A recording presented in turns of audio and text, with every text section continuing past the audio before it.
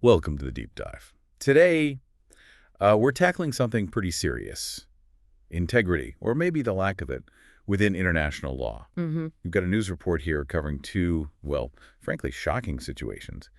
The conviction of Lydia Mugambe, and then these really serious allegations against Karim Khan, the ICC chief prosecutor. Yeah, two very prominent figures. Exactly. So our mission, if you like, is to try and understand what's really going on in these cases.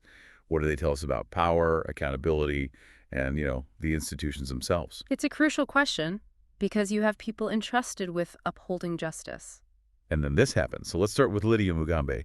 It's almost hard to wrap your head around. A former UN tribunal member, a high court judge in Uganda. Right. And now sentenced in the UK. 6 years?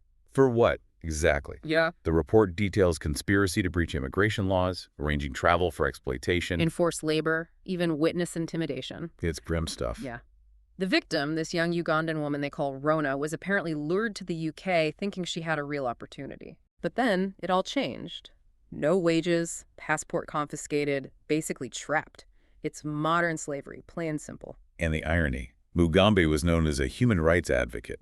It's a profound contradiction, isn't it? The judge apparently called her actions thoroughly dishonest and noted she showed no remorse. Wow. Okay, let's shift gears to the International Criminal Court, The Hague. The allegations against the chief prosecutor, Karim Khan.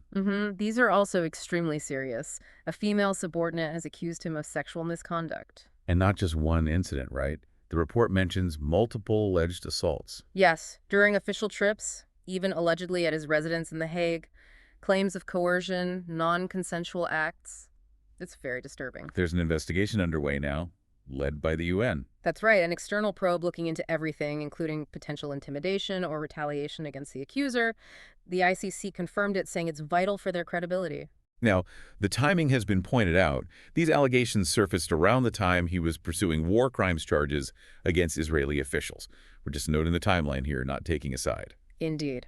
And Khan's response. He's completely denied everything, calls it a smear campaign. Right. Against him personally and against the ICC as an institution. So it's his word against hers, essentially, pending the investigation outcome. It creates this really difficult situation for the ICC. Absolutely. So when you put these two cases side by side, Mugambe convicted, Khan under investigation, both people in significant legal positions. It really hammers home how vital integrity is, doesn't it? In any legal system, but maybe especially at the international level where trust is so fundamental. Yeah.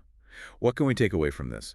Mugambe's conviction feels like a stark warning about exploitation, even by the powerful. Definitely. Vigilance is key. And the Khan situation, regardless of the outcome, it underscores the need for absolute transparency and accountability within these huge international bodies. How can they function effectively if there are these kinds of shadows? Exactly. Public trust is paramount.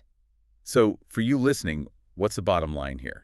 We got two very different scandals, but both kind of shake your faith a bit, don't they? They do. They point to this ongoing challenge. How do we ensure that the systems built to deliver justice are actually led and operated ethically? Yeah, it makes you think.